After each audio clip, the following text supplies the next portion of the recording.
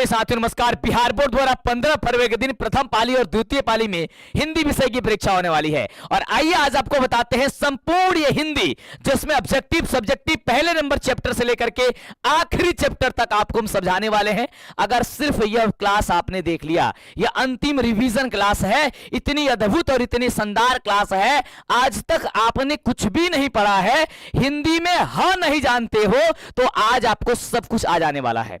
साथियों पहले number chapter से स्टार्ट करेंगे और ऑब्जेक्टिव सब्जेक्टिव सब कुछ कंप्लीट कर देंगे जो आपके सीधे एग्जाम में आएगा। इससे बाहर साथियों में डंके की चोट पे कहता हूं आपके एग्जाम में क्वेश्चन नहीं आने वाली है। जल्दी से साथियों फटाफट से तो चैनल को सब्सक्राइब करो जिससे कि आपको आगे से क्लास मिल सके और क्लास को लाइक करके नीचे कमेंट जरूर करना। अगर साथियों शेयर भी कर दिया करो, फटाफट से कर दो। समय को ध्यान में रखते हुए आइए क्लास की शुरुआत करते हैं क्योंकि आपकी एक शेयर जो है काफी सारे बच्चों को फेल होने से बचा सकती है और शिक्षा एक ऐसी धन है जिसे जितना बांटोगे आपके पास उतना ही आएगा। प्यारे साथियों एक बार शेयर जरूर कर दो, आपके पास जो मिल रहा है उसे दूसरों को जरूर बांटो। चलो साथियों सबसे पहले मैं बात करूंगा यहाँ पे आपके चैप्टर की कि आपके कौन कौन से चैप्टर है, कौन कौन से लेखक हैं, उनका नाम क्या है, फिर एक एक करके सब्जेक्टिव जानेंगे, उसमें कौन कौन सा महत्वपूर्ण ऑब्जेक्टिव क्वेश्चन है हम लोग वो जानेंगे और इसमें विदाउट ऑप्शन रहेगा। भाई साहब ऑप्शन भी नहीं रहेगा, सिर्फ रिवीजन करना, आपको एग्जाम में चले जाना है।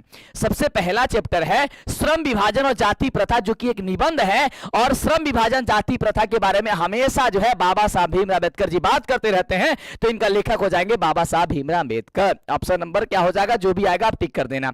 आगे सर क्या है कि 20 के दांत जो है ये कहानी है और हमेशा जो है इसके लेखक के बारे में बात करते हैं तो आते हैं नलिनी विलोचन शर्मा जी। इनके लेखक क्या हो जाएंगे, नलिनी विलोचन शर्मा। तीसरा आपका चैप्टर है भारत से हम क्या सीखे और भारत से हम क्या सीखे ये जो है भारत के बारे में विदेशियन लोग भी बात करते रहते हैं तो आपके ऑप्शन में अगर आएगा कोई विदेशियन नाम जैसे मैक्स मुलर जी तो मैक्स मुलर जी इनका जवाब हो जाएगा। अगला नाखून क्यों बढ़ते हैं, भाई साहब नाखून को हम बार बार काटते रहते हैं। चौथा चैप्टर इनके लेखक है हजारी प्रसाद द्विवेदी, यानी कि हम 1000 बार नाखून को काटते रहते हैं फिर भी ये बढ़ जाता है ना, तो क्या हो जाएगा हजारी प्रसाद द्विवेदी जी हो जाएंगे। अगला भाई साहब अगला करेंगे नागरी लिपि, जो नागरी लिपि है उनके लेखक है गुणाकर मूल्य, यानी कि जो नगर के लोग होते हैं उनमें बहुत ज्यादा गुण होती है यानी कि गुणाकर मूल्य हो जाएगा। सिंपल सा भाई साहब छोटा छोटा फॉर्मूला, छोटा छोटा रूल, छोटा छोटा ट्रिक याद करो और अप्लाई कर दो पेपर में जाकर। एक बार शेयर करना सर, मजा आ रहा है तो करेंगे बहादुर। बहादुर जो है ना वो चैप्टर का नाम है, वो कहानी है और बहादुर के जो लेखक है ना वो क्या है अमरकांत जी हैं, यानी कि जो बहादुर लोग होते हैं ना बड़ा अमर होते हैं, बड़ा शक्तिशाली होते हैं, बहादुर होते हैं वाकई में, तो अमरकांत जी हो जाएंगे। अगला चैप्टर का नाम है परंपरा का मूल्यांकन जो कि निबंध है। अब परंपरा के मूल्यांकन के जो लेखक है वह है रामविलास शर्मा जी। जो परंपरा का मूल्यांकन यानी कि परंपरा से जो चलती आ रही है, जो भगवान प्रभु श्री राम जो देते आ रहे हैं, जो उनके हम लोग बताए हुए बातों पे चल रहा है, आपको ऐसा करके याद कर लेना कि प्रभु श्री राम रामविलास शर्मा हो जाएंगे। क्या हो जाएगा, जो भी ऑप्शन होगा आप टिक कर देना। करेंगे जीत जीत मैं नहीं रखा तू, आपके एग्जाम में आएगा सर जीत जीत में रखा तो लेखक के क्या नाम है, तो जो कभी नहीं हारे है ना, जो क्या है तू कभी नहीं हारे क्या होता है सर, राजा होता है जो जाकर के युद्ध जीत जाए है ना और जीतते जाए बार बार, उसे क्या है सर महाराजा, यानी कि पंडित बिरजू महाराज है ना। आप इस तरीके से सर ट्रिक के माध्यम से याद करते, छोटा छोटा सा ट्रिक है। अगला अभिनयो और अभिनयो के बारे में जब बात किया जाता है कि इसके चैप्टर के जो चैप्टर है इसका लेखक कौन है तो इसके हो जाएंगे सर अशोक वाजपेयी जी। अशोक के पेड़ है ना, अभिनयो अशोक के पेड़ से याद कर लेना। अगला है सर मछली। अब मछली जो है ना वो कह रहे हैं मछली, अब मछली के बारे में अगर बात करते हैं सर इसके लेखक कौन है तो शुक्ला जी, जो सूखा सूखा मछली देखे, सूखा सूखा मछली भी होता है कौन तो विनोद जी, तो क्या हो जाएगा विनोद कुमार शुक्ल जी। एक दिन गए थे घर उनके विनोद जी के घर में तो सूखा मछली खिला रहे थे, विनोद कुमार शुक्ल हो जाएंगे। हो गया भाई साहब, इस तरीके से ट्रिक अपना लो और याद कर लिया जाता है। अगला नौबत खाने में इबादत, नौबत खाने में भाई साहब इबादत यतीन्द्र मिश्र जी हो जाएंगे। जो नौबत खाने में होता है यानी कि खाना खाने के बाद से भाई साहब हम लोग क्या करते हैं मिश्री उश्री खाते हैं, जाते हो होटल वगैरह में देखना मिश्री मिलेगा, सौंप मिलेगा, तो क्या आ जाए सर मिश्र जी याद कर लो, मिश्री यानी यतीन्द्र मिश्र हो जाएगा आपका जवाब। अगर शिक्षा और संस्कृति, हमेशा शिक्षा देने की बात जो है हमारे महात्मा गांधी की है, इनका लेखक हो जाएंगे महात्मा गांधी जी। हो गया भाई साहब 12 चैप्टर, 12 मिनट भी नहीं लगा और आपने याद कर लिया और ऐसा ही आपको याद करना साथियों। अब बढ़ेंगे हम लोग इसके चैप्टर के एक एक बारे में पढ़ेंगे सब कुछ बेहतरीन तरीके से साथियों, बस बने रहो। सबसे पहले चैप्टर है श्रम विभाजन और जाति प्रथा, जिनके लेखक मैंने क्या बताया, जल्दी कमेंट करो भाई साहब। मैंने बताया बाबा साहब भीमराव अंबेडकर जी हो जाएंगे, यानी कि हमेशा श्रम विभाजन के बारे में बात जो है, हमेशा मेहनत मजदूरी के बारे में जो है हमारे बाबा साहब बात किए हुए हैं। तो कोई भी ऑप्शन आएगा कि श्रम विभाजन जाति प्रथा का लेखक कौन है, आप फटाफट से जाना, टिक कर देना बाबा साहब भीमराव अंबेडकर जी। मजा आ रहा, लाइक कर दो सर। एक एक क्वेश्चन, एक एक पॉइंट, एक एक चीज समझाने वाले, इससे बाहर नहीं आने वाली है, गारंटी है भाई साहब, ये गारंटी, ठेप्पा लगा दी है भाई साहब। जब एग्जाम से बाहर आएगा तब मजा आएगा सर। चलो आइए समझते हैं। तो आपको क्या है सर, रिवीजन करना, सिर्फ मेरे बातों को बस सुनते जाओ भाई साहब। देखो, इस पाठ के लेखक भीमराव अंबेडकर हैं, जिनका जन्म 14 अप्रैल 1891 में हुआ था। कब हुआ था बाबा साहब भीमराव अंबेडकर का जन्म? 14 अप्रैल 1891 ईस्वी में। ये क्वेश्चन आएगा तो आप लिख लेना कि बाबा साहब भीमराव अंबेडकर का जन्म जो होता है 14 अप्रैल 1891 ईस्वी में हुआ था, जो कि महू के मध्य प्रदेश के एक दलित परिवार में हुआ था। कौन सा परिवार हुआ था? बाबा साहब भीमराव अंबेडकर का जन्म दलित परिवार में हुआ था। इस चैप्टर से क्वेश्चन आ सकता है, तो आगे बढ़िएगा कि उन्होंने उस शिक्षा के लिए अमेरिका और लंदन से शिक्षा उन्होंने प्राप्त की थी।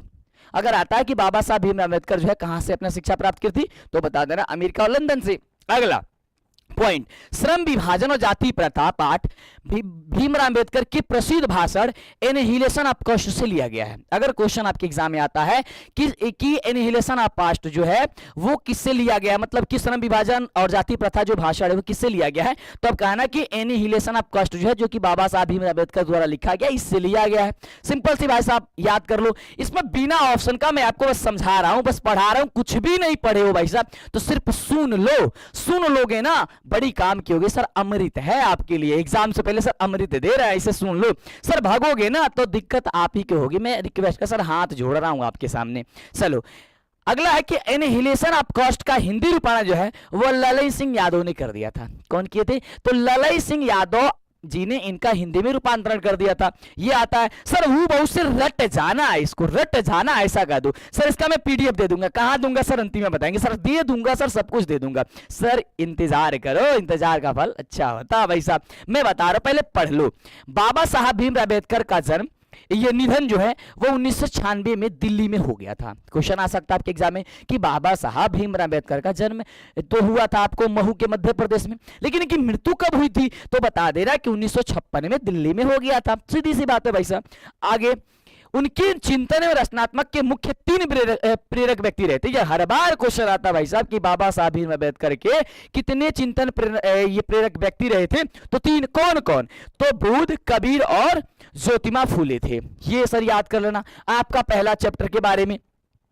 अब आपके पहले चैप्टर से सर सब्जेक्टिव क्वेश्चन, मैंने कहा सर सब्जेक्टिव ऑब्जेक्टिव, ये जो पार्ट थी भाई साहब इसी से ऑब्जेक्टिव बनता है, इसी से ऑब्जेक्टिव बनेगा, इससे बाहर नहीं बनेगी।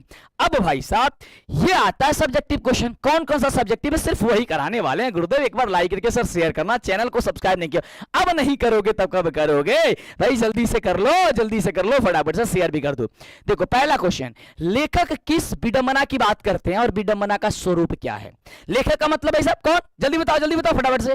भीमराव अंबेडकर जी। लिखते रहो जल्दी से। तो लिखना उत्तर अपने एग्जाम में कि लेखक के लिए विडंबना की बात यह है कि इस आधुनिक युग में भी जातिवाद की पोषक की कमी नहीं है। यानी वो कह रहे हैं, अपने भाषा में भी लिख सकते हो, इसका आंसर अलग से भी याद किए लिख सकते हो। उनका मतलब क्या है कि बाबा साहब भीमराव अंबेडकर जी कहते हैं कि आजकल के युग में भी आज भी जो है वो जाति प्रथा को लेकर के बड़ा मतलब ये चलते रहता है, और जाति प्रथा के अनुसार ही श्रम को बांट दिया जाता है। मान लो कोई बढ़ई के परिवार में जन्म ले लिया तो उसको बोला जाएगा तुम बढ़ई का काम करो। अगर किसी अब मिठाई बनाने वाले के घर में कोई जन्म ले लिया तो कहा जाएगा तुम मिठाई बनाओ, भले उसका मन उसमें लगे कि ना लगे, तो यह गलत बात है। तो आप इसके बारे में सर लिख सकते हो, यही विडंबना है। अगला क्वेश्चन पूछा जाता है कि जातिवाद की पोषक उसके पक्ष में क्या उत्तर देते हैं, क्या तर्क देते हैं? तो लिखना, जातिवाद की पोषक इस आधुनिक समाज में कार्य कुशलता के लिए श्रम विभाजन को आवश्यक मानते हैं और कहते हैं कि जाति प्रथा भी श्रम विभाजन का ही दूसरा रूप है, इसलिए इसमें कोई बुराई किसी प्रकार की नहीं है। ये क्या है सर? जातिवाद की पोषक उसके पक्ष में क्या तर्क देते हैं? जो जातिवादी लोग हैं उसके पक्ष में ये तर्क देते हैं कि क्या दिक्कत है भाई साहब, इससे क्या समस्या है, परेशानी है। ये बातें आप जाकर के एग्जाम में लिख सकते हो। अगला, आपके एग्जाम में क्वेश्चन आ सकता है कि जातिवाद के पक्ष में दिए गए तर्कों पर लेखक की प्रमुख आपत्तियां क्या क्या हैं। वो आपत्तियां के बारे में क्या क्या लिखोगे, तो आप लिखना कि जातिवाद के पक्ष में दिए गए तर्कों पर लेखक यानी कि बाबा साहब भीमराव अम्बेडकर की आपत्तियां यह है कि, और जहां जहां लेखक आ रहा है वहां बाबा साहब भीमराव अम्बेडकर आप जरूर लिखना। Done, okay. जाति प्रथा श्रम विभाजन के साथ साथ लोगों का भी विभाजन करती है। बाबा साहब भीमराव अम्बेडकर कहते हैं कि जो जाति प्रथा है वो श्रम का तो विभाजन करती ही है, इसके साथ साथ लोगों का विभाजन कर देता है। जैसे आप मेहनत मजदूरी कर रहे हैं, आप जो है बढ़ई के घर में आप जन्म ले लिए तो बढ़ई का काम करेंगे, हलवाई के घर में जन्म ले लिए तो हलवाई का काम करेंगे। तो इसका मतलब हो गया कि जो बड़ा अच्छा खासा घर में जो जन्म ले लिया उसमें उसका देह जो है उसमें छुआछूत आ जाएगा, जैसे हमारे बाबा साहब भीमराव अम्बेडकर के साथ हुआ करता था। वो पढ़ने जाते थे उनको भगा दिया जाता था। तो ये सारी समस्याएं होती रहती थी, वो अपना तर्क देते हैं, कहते हैं कि श्रम विभाजन निश्चय ही सभ्य समाज की आवश्यकता है। वो कह रहे हैं कि भाई साहब श्रम को बांटना जरूरी है, श्रम नहीं बांटेंगे सब कोई अच्छा ही काम करेगा, फिर छोटा वाला काम कौन करेगा, ये बांटना जरूरी है, लेकिन जाति के आधार पर उचित नहीं है। वो ये कहते हैं बांटो सही है लेकिन जाति के आधार पर मत बांटो, वो ये बात कहते हैं। परंतु किसी सभ्य समाज में कार्य के साथ साथ लोगों का विभाजन ये सही नहीं है। उन्होंने कहा कि अगर कार्य के आधार पर लोग कोई बांट देते हैं, मान लो कोई मेहनत मजदूरी कर रहा है और उसको कहेंगे भाई साहब ये छोड़ो ये क्या ही है, ये मेहनत मजदूरी करता है, ये छोटे लोग हैं, ये छोटे जाति के लोग हैं, ये है वो है, ये नहीं होना चाहिए। यही बात तो है भाई साहब, लिख देना। सर मैं समझा रहा हूं, इसके अलावा कुछ और भी लिख के होगे ना, लिख देना भाई साहब, कुछ दिक्कत नहीं है, कुछ दिक्कत नहीं है। आगे सर अगला क्वेश्चन है, अगला क्वेश्चन इस चैप्टर में है कि जाति प्रथा भारत में बेरोजगारी का एक प्रमुख और प्रत्यक्ष कारण कैसे बनी हुई है। जो जाति प्रथा है वो हमारे समाज में हमारे यहाँ क्या किस प्रकार से ये बेरोजगारी का कारण ले लिया है, तो ध्यान से समझना।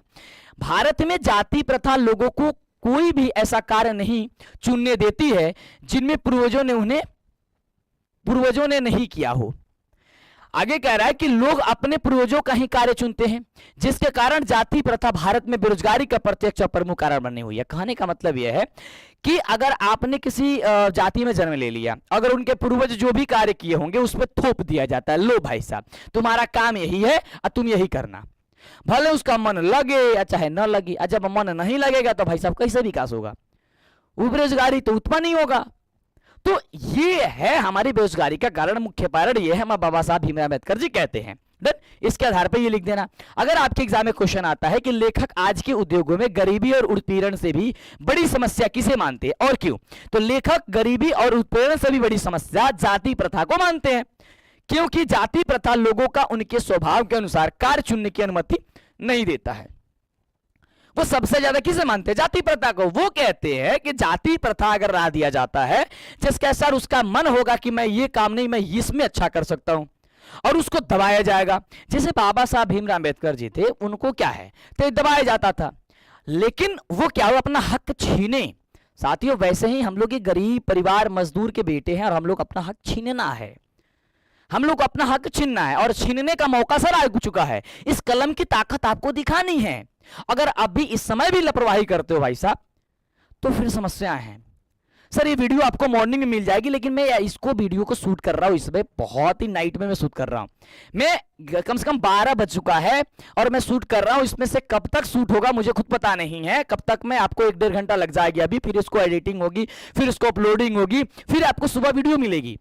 मैं आपके लिए जब इतना मेहनत कर सकता हूं साथियों, तो आप क्यों नहीं, जब आप अपने हाथों से अपने कलम से भविष्य लिखने जाने वाले हो तो कर दो गुरुदेव, फटाफट से कर दो, शेयर कर दो फटाफट से साथियों। इसके साथ मैं लाइव आता हूं, रात दिन ये कर दिया हूं साथियों सिर्फ आपके लिए, है ना। चलो आगे बढ़ते हैं सर। आगे क्वेश्चन है इस चैप्टर से। देखो इस चैप्टर से एक क्वेश्चन है कि लेखक ने पाठ में किन प्रमुख पहलुओं से जाति प्रथा को एक हानिकारक प्रथा के रूप में दिखाया है। सर सारे क्वेश्चन में कराने वाला हूं, एक भी क्वेश्चन नहीं छोड़ने वाला, मैं सब कुछ कराऊंगा सर एग्जाम के लिए, जो भी है मैं सिर्फ रिवीजन करा रहा हूं भाई साहब, ध्यान से देखना।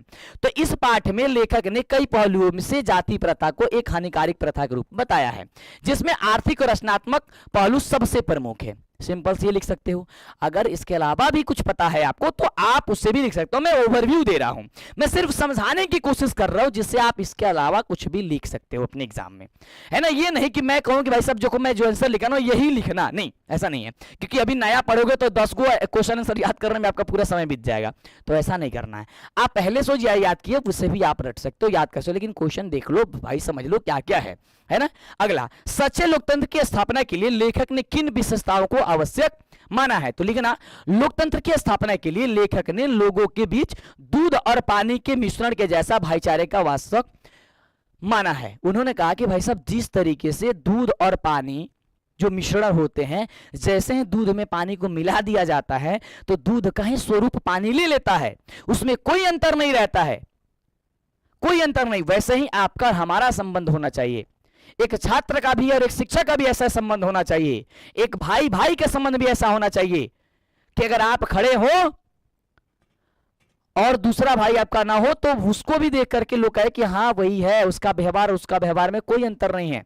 कई बार होता है ना, अरे ओकरा का देख लेला ना तो ओकरा का समझ ला देख लेला तू, यानी कि दोनों का व्यवहार एक जैसा है, दोनों का शकल एक जैसा है, हर चीज एक जैसा है, वैसा होना चाहिए। हमको आप शिक्षक मानते हो, बड़ा भाई मानते हो, जो भी मानते हो, ये आप पे डिपेंड करता है, लेकिन हम लोग के बीच एक घनिष्ठता जो है ना, संबंध जो है दूध पानी के मिश्रण की तरह होना चाहिए कि हम लोग जब एक हो गए ना तब मिल गए भाई साहब, हम लोग मिल गए, एक हो गए, इसमें कोई अंतर नहीं होनी चाहिए, है ना। ऐसा संबंध होना चाहिए, बाबा साहब भीमराव अम्बेडकर जी कहते हैं। डन, ये पहला चैप्टर से समाप्त होता है। दूसरे चैप्टर की ओर हम लोग कदम रख देते हैं। दूसरा कदम क्या है, दूसरा चैप्टर क्या है, इसके बारे में सर समझते हैं। आइए एक एक करके सर हम लोग पूरे चैप्टर को समझेंगे, ठीक है। कितनी अच्छी बात है सर, रिवीजन करोगे, सुन लोगे, पेपर में जाओगे, भाई साहब धमाल में जाके चले आओगे, एकदम बढ़िया सर, जोरदार तरीके से। ओके डन, आगे सर 20 के बाद दूसरा चैप्टर है जो कि कहानी है। कौन लिखे हैं जल्दी बताओ, बताए थे ना शुरू में सबसे पहले, कौन लिखे थे? तो नलिन विलोचन शर्मा जी, ठीक है। चलो, तो इसके बारे में आएगा, तो आप देखो ऑब्जेक्टिव में क्या क्या क्वेश्चन आ सकते हैं, मैं सारे चीज ओवरव्यू दे रहा हूं। इस पाठ के लेखक नलिन विलोचन शर्मा का जन्म, यानी कि इस पाठ के लेखक कौन हो गए? नलिन विलोचन शर्मा, एक ऑब्जेक्टिव क्वेश्चन बन गया। जिनका जन्म जो है 18 फरवरी 1916 ईस्वी में पटना के बदरघाट में हुआ था। अब देखो अगर क्या में आपके क्वेश्चन आ सकता है कि नलिन विलोचन शर्मा जी का जन्म किस ईस्वी में हुआ था, कह सकते हो 18 फरवरी 1916 ईस्वी में। अगर आ सकता है कि नलिन विलोचन शर्मा जो है कहां पे जन्म लिए थे, तो पटना में जन्म लिए थे, कहां? तो बदरघाट में जन्म लिए थे। बस हो गया भाई साहब, याद कर लो, रिवीजन कर लो सिर्फ से। आगे लेखक की प्रमुख रचनाएं क्या क्या है, अगर ये आता है क्वेश्चन तो क्या लिखोगे कि इनकी रचनाएं हैं दृष्टिकोण, अगला है साहित्य का इतिहास दर्शन, मानक मानदंड, प्रेमचंद्र, साहित्य तत्व और आलोचना इत्यादि। ये सारे इनके प्रमुख जो है क्या है, रचनाएं हैं। सिंपल सा आप याद कर सकते हो, इसे आप पढ़ सकते हो, समझ सकते हो, है ना। इन सारी बात को आपको कदापि नहीं भूलनी है ना। कहीं कहीं सब्जेक्टिव सुनते हो, ये कभी दू का सी, तीन का डी, ऐसे करना से काम नहीं चलेगा। वो तो करना जरूरी है, लेकिन सबसे जरूरी तो ये है, क्योंकि यहीं से ना वो चीजें बनाई गई है, तो आप यही पढ़ लो, यही पढ़ लो। चलो आगे बढ़ते हैं। करें कि यह कहानी जो है 20 के दांत कहानी तथा अन्य कहानियां नामक ग्रंथों से लिया गया है। सेन साहब की एक काले रंग की 75 रुपए की कार थी। अगर पूछ दिया जाता है सेन साहब की किस रंग की कार थी, क्वेश्चन आता है ना, आप लिख दो सर काले रंग की कार थी। सर वो कितने रुपए की थी, तो कहना सर 7500 रुपए की कार थी, काले रंग की कार थी, है ना। आगे बढ़ते हैं। सर सेन साहब अपनी पुत्रियों को कठपुतली समझते थे। एग्जाम में क्वेश्चन आएगा भाई साहब कि सेन साहब अपनी पुत्री को क्या समझते थे, कठपुतली समझते थे। हो गया, ऑब्जेक्टिव बन गया, उसका आंसर आपने कर दिया। सर इसमें क्या ही दिक्कत है कि ये कभी होगा दू कसी होगा, कोई दिक्कत नहीं, बस आंसर याद करो सीधे सीधे। अपने बेटे को इंजीनियर और बिजनेसमैन बनाना चाहते थे। अब उनका एक बेटा था जिसे वो कहते थे मैं इंजीनियर बनाऊंगा या फिर इसे मैं बिजनेसमैन बनाऊंगा, जिसका नाम क्या था, कासू था, जिसे प्यार से खोखा कहा जाता था। याद कर लो, सिर्फ सुन लो गुरुदेव, सिर्फ सुन लो, आपसे मैं रिक्वेस्ट कर रहा हूं, सिर्फ सुन लो और शेयर भी कर दो, एक बार लाइक भी कर दो। मजा आ रहा है तो, समझ में आ रहा है तो, समझ में आ रहा है तो ही करना, नहीं समझ में आ रहा है छोड़ देना, है ना। लेकिन समझ में आ रहा है तो गुरु दक्षिणा समझ करके सर शेयर कर देना एक बार, और लाइक करके सर सब्सक्राइब कर देना प्लीज।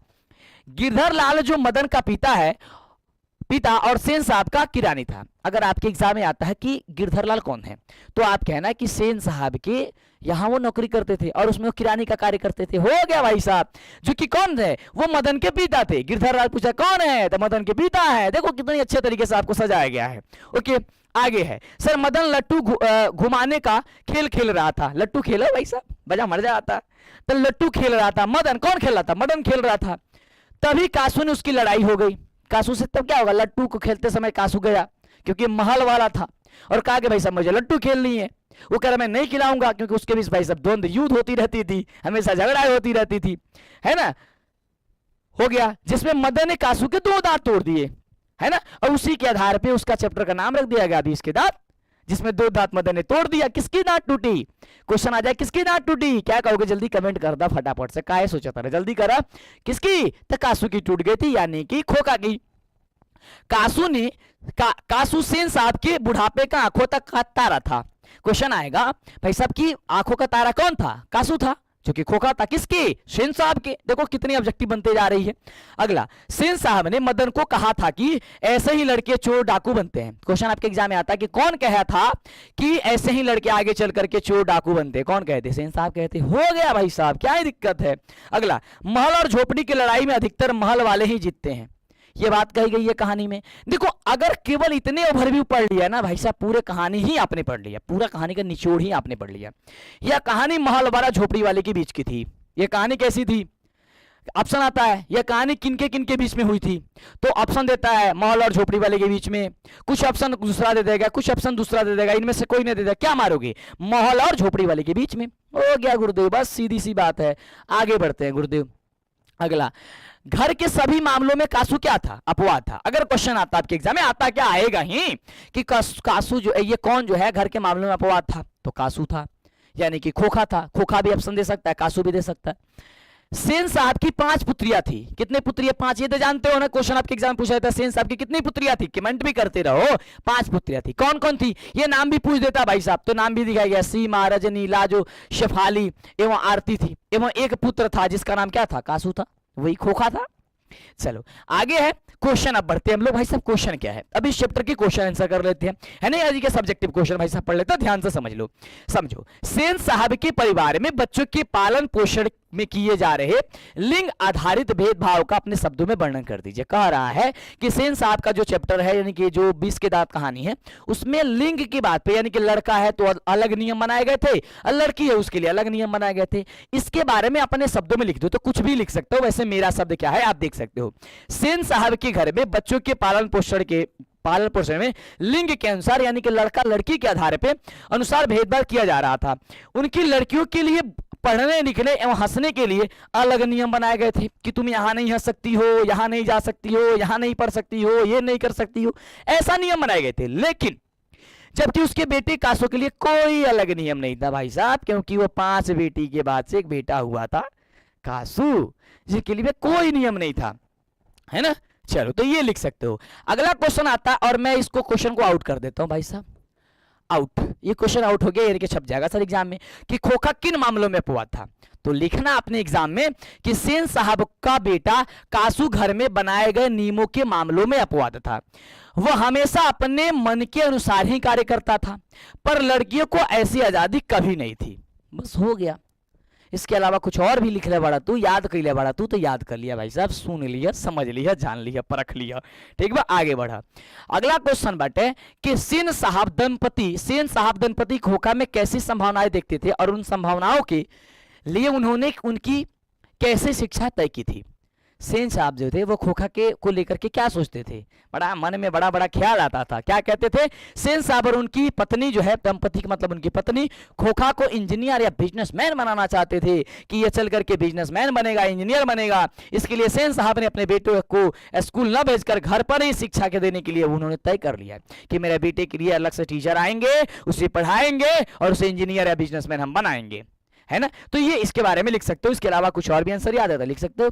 सर आगे बढ़ते हैं। सर पूरे चैप्टर खत्म करने वाले हैं, प्लीज रिक्वेस्ट है कि अंतिम तक देख लो। अंतिम पड़ाव है, अंतिम घड़ी है, अंतिम रिवीजन है। बस एक बार लाइक कर देना सर। कह रहे कि मदन और ड्राइवर के बीच के विवाद के द्वारा कहानीकार क्या बताना चाहता है? क्या बताना चाहता है कहानीकार? तो कहानीकार क्या बताना चाहता लिखेगा कि मदन और ड्राइवर के बीच के विवाद के कहानीकार यह बताना चाहता है कि महल वाले कभी यह नहीं चाहते हैं कि झोपड़ी वाले के बच्चे उनके कीमती सामान को आपस भी भटके, और उसके आसपास भी भटके रहे हैं, उसके सॉरी आपस भी नहीं, आसपास भी भटके। मतलब कह रहा है कि मतलब कह रहा है कि कभी भी अमीर जो लोग होते हैं, जो महल वाले लोग होते हैं, वो कभी नहीं चाहते हैं कि जो झोपड़ी वाले लोग हैं, जो गरीब लोग हैं, जो मजदूरी करते लोग हैं, वो कभी भी उनके वाहन के पास में कहीं बढ़िया आसपास क्या है मतलब वस्तुएं के आगे पीछे वो कभी ना भटके, कभी ना घूमे, उससे दूर ही रहे, ऐसा उन्होंने दर्शाया। आगे, कासू और मदन के बीच झगड़े का क्या कारण था? इस प्रसंग के द्वारा लेखक क्या दिखाना चाहता है? तो लिखना भाई साहब अपने एग्जाम में, लिखना कासू और मदन के बीच झगड़े का कारण लट्टू घुमाने का खेल था। इस प्रयोग के द्वारा लेखक यह बताना चाहता है कि झोपड़ी वाले लोग भी अपने अपमान का बदला ले सकते हैं, जैसा कि मदन ने कासू के दांत तोड़ करके ले लिया है ना। तो लेखक कहना चाहते हैं कि जो झोपड़ी वाले लोग ना, ऐसा नहीं है कि आप अमीर हो तो आपके घर सब कुछ है, गरीब वाले से भी जरूरत पड़ सकती है, जैसा कि और गरीब वाले भी बदला ले सकते हैं। ऐसा कभी भी गरीब को नीच नहीं देखना चाहिए, मतलब कि उसको ये नहीं करना चाहिए, अरे तुम तो ये है भाई साहब, हटाओ तुम्हारी बात ही क्या, ऐसी क्या ही बात है ना। तो ऐसा कभी नहीं करनी चाहिए। तो ये वही चीजें बता रहे हैं, बस यही चीजें बाबू अपने एग्जाम में लिख देना, बस सीधी सी बात है भाई, सुन लो समझ लो। अगला क्वेश्चन है भाई साहब, आपकी दृष्टि 20 के दांत कहानी का नायक कौन है और तत्पूर्व उत्तर दीजिए। मतलब आपके कहने के अनुसार 20 के दांत के जो है नायक कौन है, आप अपने अनुसार लिख सकते हो इसमें कुछ भी। जैसे कि यहाँ पे आंसर है कि मेरी दृष्टि में इस कहानी का नायक मदन है, क्योंकि वह महल वाले सेन साहब से बिना डरे उसके ड्राइवर से लड़ जाता है और उसके बेटे के 2 दांत तोड़ देता है। मेरे अनुसार ये है, अपने अनुसार भी लिख सकते हो। इसमें ये नहीं कहा गया भाई साहब कि किसके अनुसार, वैसे ही क्वेश्चन जो है ना वो ज्यादातर आने वाली नहीं है, इसमें याद करके रखना। अगला, कासू का चरित्र चित्रण लिखिए। ये क्वेश्चन आपके एग्जाम में आ सकती है, क्या लिखोगे भाई साहब? कासू कैसा था? कासू सेन साहब की बुढ़ापे की आंखों का तारा था, ठीक है। सेन साहब उसे इंजीनियर या बिजनेसमैन बनाना चाहते थे। कासू अपने पिता द्वारा बनाए गए सभी मामलों में अपवाद था, जो भी नियम बनाए गए थे सब मामलों में भाई साहब वो अपवाद ही था। घर के लाड़ प्यार ने उसे बिगाड़ दिया था। वह बिना डरे किसी के ऊपर हाथ चला देता था, कुछ भी कर देता, माने जो मन करे ना तो ही कर देता था भाई साहब। हर एक मामलों में क्या था, वो अपवाद था। अगला क्वेश्चन है कि सेन साहब का चरित्र चित्रण कर दीजिए। भाई साहब आपके क्वेश्चन आपके बुक में दिया गया है, क्या लिखोगे? लिखना, सेन साहब 20 के दांत कहानी का एक पात्र है। सेन साहब की 5 पुत्रियां और 1 पुत्र है। वे अपने बच्चे के लिए घर पर अलग नियम बना करके रखे थे। वह अपने बेटे में बुढ़ापे का सहारा देखते थे। सेन साहब जो है, इसके अलावा और भी बड़ा बड़ा आप जो भी लिखना चाहते हो लिख सकते हो, लेकिन ज्यादा बड़ा नहीं लिखना चाहिए आपको। लघुत्तरीय क्वेश्चन है, ज्यादा बड़ा नहीं लिखना, बस सटीक जवाब लिखना। आप इस तरीके से लिख सकते हो, ठीक है। अगला, मदन का चरित्र चित्रण भाई साहब कर दीजिए। अब मदन का चरित्र चित्रण जब आएगा तो लिखना, मदन 20 के दांत कहानी का एक पात्र है या इस कहानी का नायक भी है। मदन बिना डरे सेन साहब के ड्राइवर का विरोध करता है एवं जब कासू उसके साथ गली में खेलने आता है तो मदन उसे लड़ाई कर देता और मार के 2 दांत तोड़ देता भाई साहब। लो, इस तरीके से भाई मदन का चरित्र चित्रण आप लिख देना, इनके मदन के बारे में लिख देना। आपके आगे एग्जाम में आ सकता है कि गिरधरलाल का चरित्र चित्रण करिए, तो लिखना, गिरधरलाल 20 के दांत कहानी का एक पात्र है। यह सेन साहब का किरानी और मदन का पिता है। मदन के द्वारा सेन साहब के बेटे से लड़ाई करने पर गिरधरलाल को काम से निकाल दिया जाता है ना।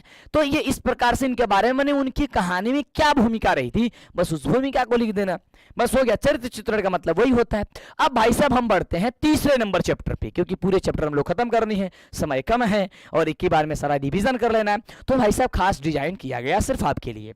देखो कितनी मेहनत लगी हुई है होगी, आपको समझ सकते हो, इसको देख करके अंदाजा लगा सकते हो। भाई साहब तीसरा चैप्टर का नाम है भारत से हम क्या सीखे, जो कि एक भाषण है। और इनके लेखक कौन है, जल्दी कमेंट करा फटाफट से। शुरू में बताए थे ना कौन थे, मैक्स मुलर जी। विदेशी लोग भी हमारे भारत की चर्चाएं करती रहते हैं, विदेशी नाम उसमें से सिर्फ एक होगा, कौन, मैक्स मुलर जी। चलो इसके बारे में समझते हैं सर। तो इस पाठ के लेखक, मतलब किस पाठ के लेखक, तो भारत से हम क्या सीखा, फ्रेडरिक मैक्स मुलर का जन्म, यानी कि फ्रेडरिक मैक्स मुलर जी थे, जिनका जन्म 6 सितंबर 1823 ईस्वी में हुआ था। कब भाई रहे, 6 सितंबर 1823 ईस्वी में हुआ था, जो कि जर्मनी में हुआ था। ऑब्जेक्टिव आपके क्वेश्चन आ सकता है कि मैक्स मुलर जी का जन्म कहां हुआ था, तो आप क्या देना सर 6 दिसंबर 1823 ईस्वी में। क्वेश्चन आप पूछ सकता है मैक्स मुलर जी का जन्म कहां पे हुआ था, तो जर्मनी में हुआ था। ऐसा ही क्वेश्चन बनेगा। अगला, मैक्स मुलर के पिता का नाम विल्हेम मुलर था। ये क्वेश्चन सर एग्जाम में आता है और याद करके रखना सर इसके बारे में। चलो, जब मैक्स मुलर 4 वर्ष के थे तब उनके पिता का निधन हो गया था। ये क्वेश्चन आपके एग्जाम में आएगा कि मैक्स मुलर कितने वर्ष के थे जिनके बाद उनकी पिता की मृत्यु हो गई थी, तो 4 वर्ष के थे। क्वेश्चन ऐसा भी पूछ सकता है कि 4 वर्ष होने के बाद किनके पिता की मृत्यु हो गई थी। क्वेश्चन ऐसे घुमा के पूछ देता है, कान इधर से पकड़ के इधर से पकड़ देता है, क्या था मैक्स मुलर साहब जी का। सर मैक्स मुलर ने हितोपदेश और मेघदूत का हिंदी से जर्मनी भाषा में अनुवाद कर दिया था। अगर क्वेश्चन पूछ दिया है कि मैक्स मुलर जी ने है वो किसे क्या किए थे, जर्मन भाषा में उन्होंने अनुवाद किया था। हिपोपदेश और मेघदूत का हिंदी में जर्मन से जर्मनी भाषा में उन्होंने अनुवाद किया था। डन। आगे, उनका निधन कब हुआ था ये पूछ दिया जाएगा, तो लिखना 28 अक्टूबर सन 1900 को उनका निधन हो गया था, माने उनकी मृत्यु हो गई थी। सिंपल सी बात है भाई, सभी लिख लेना। इस भाषण के अनुसार अनुवादक डॉक्टर भवानी शंकर त्रिवेदी है। ये क्वेश्चन सर एग्जाम में आएगा कि इस भाषण के अनुवादक कौन है, यानी कि भारत से हम क्या सीखे, पूछ सकता है कि भारत से हम क्या सीखे कि अनुवादक कौन है, तो याद करना गुरुदेव डॉक्टर भवानी शंकर त्रिवेदी जी है। ये बात याद करना गुरुदेव। आगे, इस भाषण में यानी कि भारत से हम क्या सीखे में मैक्स मुलर ने भारत के बारे में बताते हुए हर पहलू में भारत का सबसे ऊंचा सबसे अच्छा देश बताया है। मैक्स मुलर के बारे में आएगा, भारत देश के बारे में मैक्स मुलर ने क्या बताया, सबसे श्रेष्ठ सबसे अच्छा देश बताया है, भारत को देश बताया है। मैक्स मुलर ने के अनुसार सत्य भारत का दर्शन मार्ग में होता है। मैक्स मुलर कहते हैं कि सत्य मार्ग का जो दर्शन होता है वो भारत से ही होता है ना।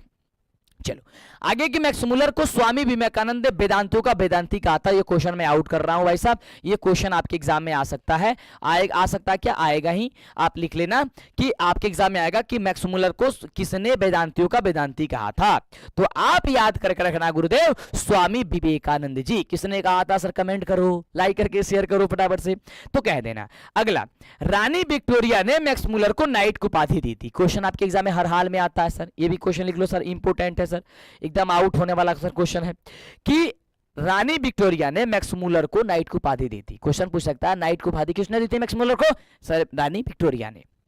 लेकिन मैक्स मुलर ने इसे अस्वीकार कर दिया था। लेकिन मैक्स मुलर ने कहा मुझे ये नहीं चाहिए, मुझे नाइट की उपाधि नहीं चाहिए गुरुदेव, नहीं चाहिए, उन्होंने ये बात कह दी थी। चलो अब इससे कुछ क्वेश्चन बनते हैं सर, आओ अब सब्जेक्टिव पे बढ़ते हैं, हम लोग समझते हैं ध्यानपूर्वक। देखो, समस्त भूमंडल में सर्वविध संपदा और प्रकृति संदर्भ से परिपूर्ण देश भारत है। लेखक ने ऐसा क्यों कहा, और इसे भाई साहब नोट कर लो कि आपके एग्जाम में सर छपेगा। दूसरी बात, आज शाम 6 बजे सर कुछ अद्भुत होगा हिंदी के लिए, मैं लेकर के आऊंगा सर। कितने बजे सर, 6 बजे। तैयार रहना, याद करके रखना, शाम 6 बजे भूल मत जाना गुरुदेव, शाम 6 बजे भूल मत जाना। और इसे शेयर कर लेना, वीडियो सेव कर लो, जो भी मन करे गुरुदेव आप कर लो फटाफट से, नहीं तो दिक्कत हो सकती है, नहीं तो परेशानी आपको हो सकती है। डन। आओ तो लिखना आंसर कि लेखक ने भारत को सर्वविध संपदा और प्राकृतिक संदर्भ से परिपूर्ण देश कहा है, क्योंकि भारत में किसी भी संपदा की अन्य देशों की तुलना में कमी नहीं है, और भारत का संदर्भ भी काफी आकर्षक है। यहाँ की नदियां, पर्वत, हरे भरे खेत लोगों को अपनी ओर आकर्षित करते हैं।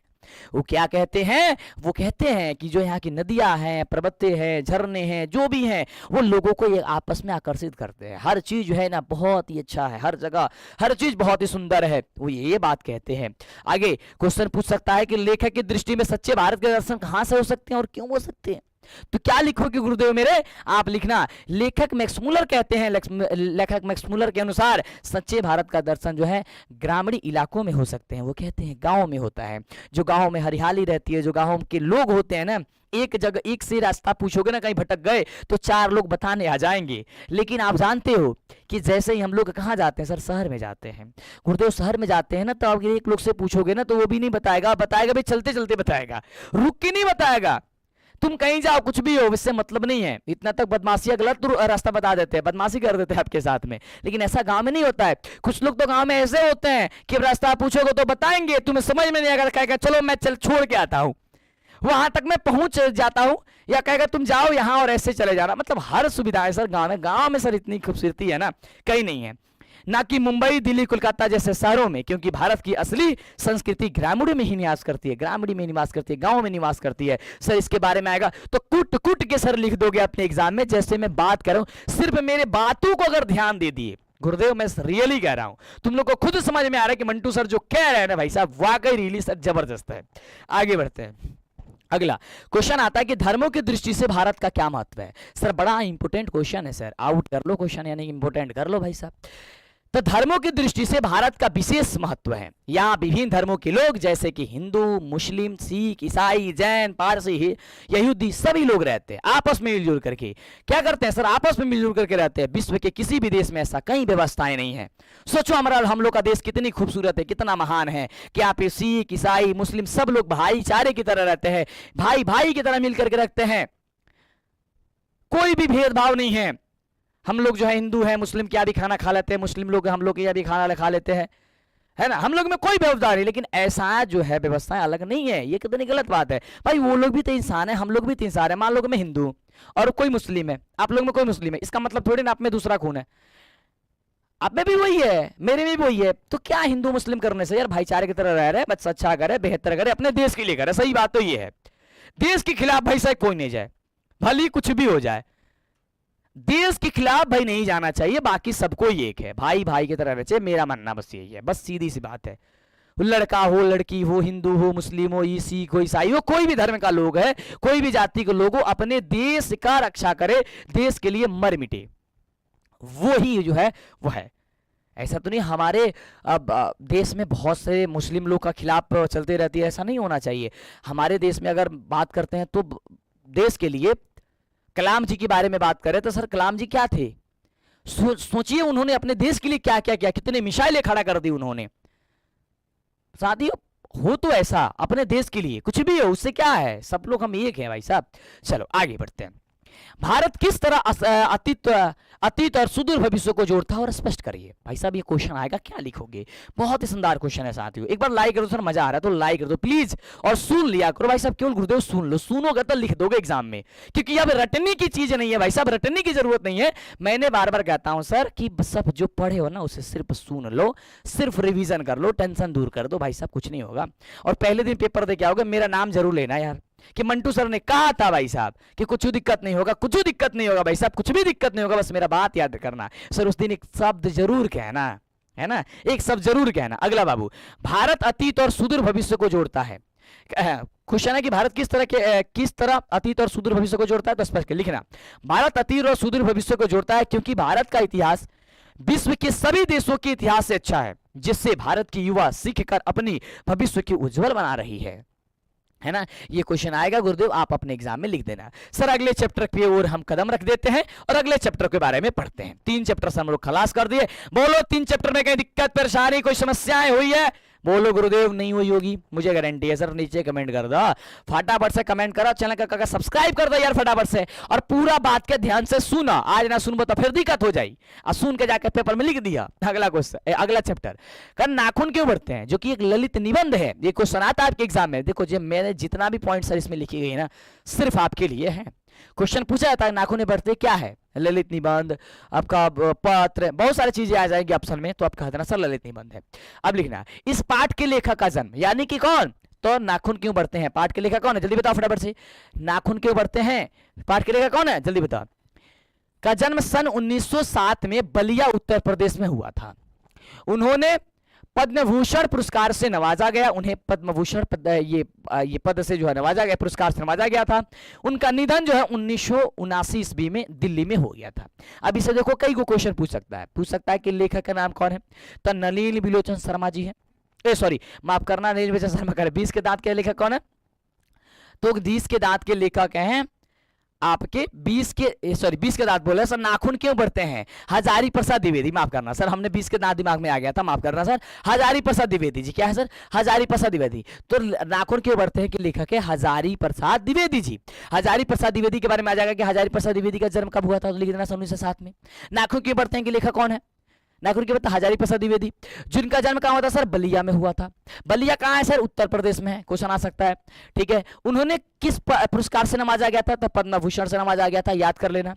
अगले उनके निधन कब पूछ देगा सर, निधन कब हुई थी, तो लिख देना सर 1979 ईस्वी में, है ना। इसको 89 मत बोल देना भाई साहब, 79 होता है, 79 एक 80, ठीक है, और 89 एक 90 होता है, बड़ा कंफ्यूजन होता है ना, तो इसको ध्यान देना सर, इसको 79 कहते हैं, 1979 कहते हैं, दिल्ली में हुआ था। चलो इसकी प्रमुख रचनाएं कौन कौन सा, ये क्वेश्चन बड़ा आता है भाई साहब, ये आप जानते हो कि क्वेश्चन आता है, मुझे बताने की जरूरत नहीं है, तो रट लो, यहां पढ़ लो कि हमारी प्रमुख रचनाएं कौन है, मतलब हमारी का मतलब हजारी प्रसाद द्विवेदी जी के प्रमुख रचनाएं क्या क्या है। अशोक के फूल, पृथ्वीराज रासो, विचार और वितर्क, आलोक पर्व, बाण भट्ट की आत्मकथा, हिंदी साहित्य का आदिकाल, हिंदी साहित्य की भूमिका, विश्व भारती यानी कि शांति निकेतन इत्यादि है। बस हो गया भाई साहब, इतना याद कर लेना। सब पुराने अच्छे नहीं होते, सब नए खराब नहीं होते। लेखक ये बात इसमें कही गई है, क्या कही गई है, सब पुराने अच्छे नहीं होते। और सब नए खराब ही नहीं होते हैं। ये बात इसमें कही गई है इस चैप्टर में, नाखून क्यों बढ़ते हैं। लेखक की एक बेटी थी जिन्होंने ये बात कह दी थी कि नाखून क्यों बढ़ते हैं। लेखक से उन्होंने सवाल पूछ दी, हजारी प्रसाद द्विवेदी जी से उन्होंने सवाल कर दी कि आखिरकार नाखून क्यों बढ़ते हैं। मैं उसको काट देती हूँ, डेली काट देती हूँ, 2 दिन पर 3 दिन पे फिर बढ़ जाता है, फिर 2 दिन पर 3 दिन पर मैं उसे काट देती हूँ, फिर बढ़ जाता है। इसका क्या रीजन है। उन्होंने सवाल की थी, कौन, उसकी छोटी लड़की। ये क्वेश्चन भी आता है कि नाखून क्यों बढ़ते हैं, इसका सवाल ये किसने पूछा था, तो उनकी छोटी लड़की ने पूछी थी। सोचो कितने अच्छे तरीके से सर आपके लिए डिजाइन किया गया। इंद्र का वज्र दधीचि मुनि की हड्डी से बनाया गया था। इसमें क्वेश्चन आता है और आएगा भी कि इंद्र का वज्र किसके द्वारा बनाया गया था, तो दधीचि मुनि की हड्डी से बनाया गया था। आर्यों ने लोह का आविष्कार किया था। ये क्वेश्चन आएगा सर, लोहे का आविष्कार किसने किया था, तो आर्यों ने, आर्य समाज के जो लोग हैं ना, आर्यों थे, उन्होंने किया था। ये क्वेश्चन आएगा सर लिखना। अब इससे बढ़ते हैं सर सब्जेक्टिव टाइप क्वेश्चन, यानी कि लघु उत्तरीय क्वेश्चन हो या फिर दीर्घ उत्तरीय क्वेश्चन है, बनाना तो सब है। आइए समझते हैं भाई, सब जानते हैं, ध्यान से समझो।